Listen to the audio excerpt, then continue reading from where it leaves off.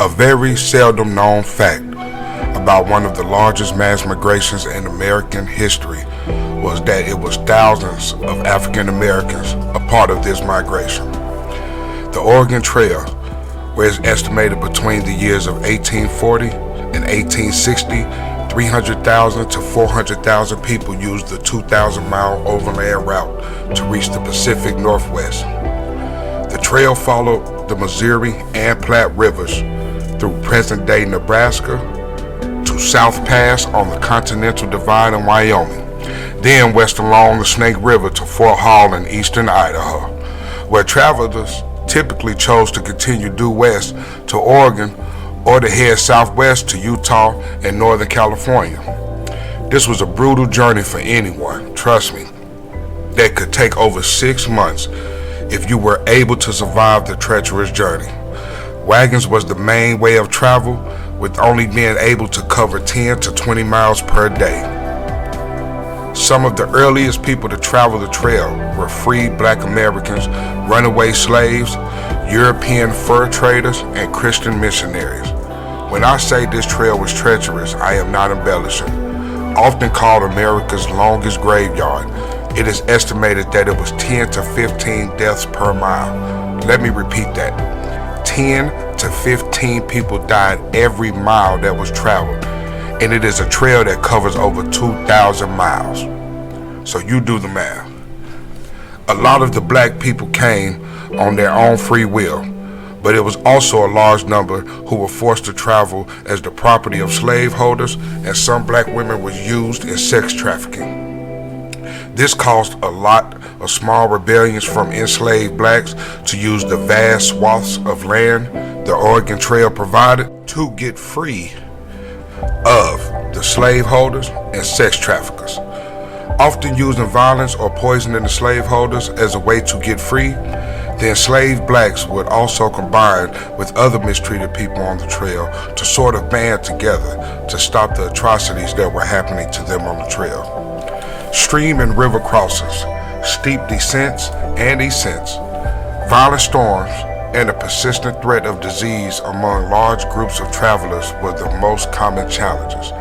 Disease was the greatest threat on the trail, especially cholera, which struck wagon trains in years of heavy travel. Most deaths from disease occurred east of Fort Laramie. Accidents were the second most frequent cause of death on the trail. Indians killed about 400 immigrants before 1860, but immigrants killed more Indians. Blacks faced all the same dangers as white overlanders traveling across the continent. The most common cause of death for the 10% of Oregon Trail migrants who died were things like gunshots, drowning, illness, and accidents. We know that Black men were often tasked with driving the ox carts to Oregon, often in exchange for their freedom upon arrival. With that in mind, Black pioneers may have been disproportionately at risk to injuries from livestock or overturned wagons due to tumultuous rain, tornadoes, ice storms, etc. Y'all can see where I'm going. Just picture in your mind trying to pull ox carts through flat land that was perfect weather, let alone tumultuous weather, pulling ox carts. Let's get back to the story. During the years of the Oregon Trail, literacy was not universal for Americans. Far fewer people of African descent had earned an education and were taught to read and write. Because of this, there are virtually no writing by Black migrants during the Oregon Trail journey. We only find stories of the Black pioneers from writing by white authors. And because they did not often write about their Black slaves or servants, first and second-hand accounts of the Black experience on the Oregon Trail are largely missing from the historical record. White travelers on the Oregon Trail came for land. People of African descent traveled to Oregon Trail for freedom. Many Blacks who had been enslaved in the eastern states were offered their freedom in exchange for helping their families travel across the continent. They cared for white children as well as their own, drove the wagons, and tended to livestock, care for the elderly, sick, and pregnant. Oregon represented a chance to live and work for themselves and participate freely in society with paid labor, freedom of movement, and control over their own destiny. Of the free blacks who came on the Oregon Trail, many simply wanted to stay close to the white household whom they worked for, as they largely lived as a combined family. So even though they were slaves and they were traveling the Oregon Trail, they wanted to stay close to the families that they worked for. It's interesting.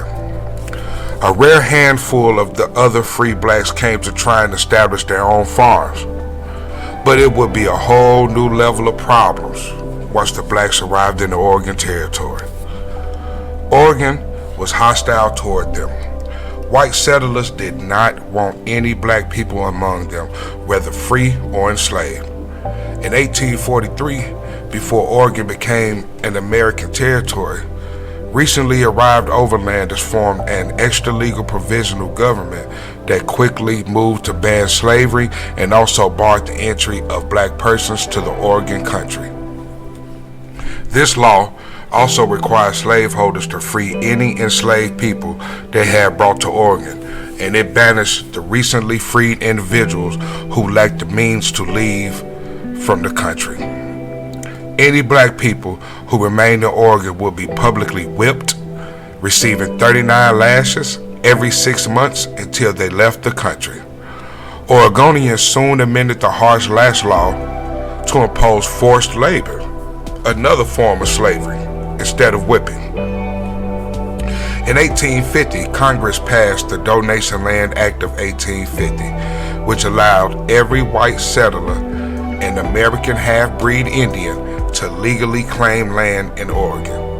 That same year, Oregon passed another black exclusion law, making it unlawful for any Negro or mulatto to enter into or reside in Oregon, with exceptions for those already present.